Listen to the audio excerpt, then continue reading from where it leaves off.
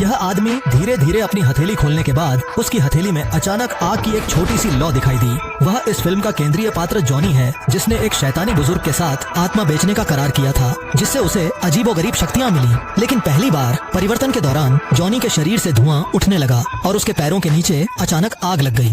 थोड़े ही समय में उसका पूरा शरीर आग से घिर गया।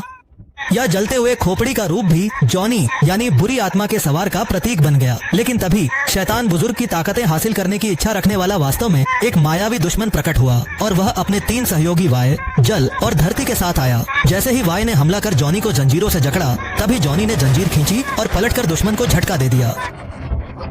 इसके बाद उसने जंजीर लहराकर धरती के सहयोगी को कैद कर लिया। कुछ ही समय में धरती का सहयोगी ज्वाला में जलकर राख में बदल गया। तब जॉनी अपनी मोटर बाइक हेलर राइडर के पास पहुंचा। उसने अपनी बाइक को शक्तियों से लैस करके घोस्ट राइडर की सवारी बना दिया।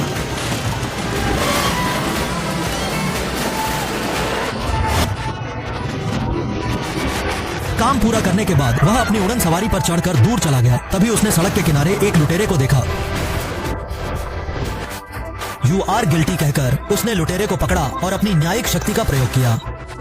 लुटेरे ने अपने शिकारों की पीड़ा को महसूस किया और अंततः उसे उसकी सजा मिली। लेकिन जैसे ही सूरज उगा, बुरी आत्मा के सवार ने एक खेत के पास फिर से अपना शांत रूप प्राप्त किया। जब उसने अपनी आंखें खोली तो उसने एक वृद्ध कब्र रक्षक को देखा, जो न केवल जॉनी की कहानी जानता था, बल्कि बुरी आत्मा के सवार से जुड़ी अनेक कहानियों के बारे में भी परिचित था।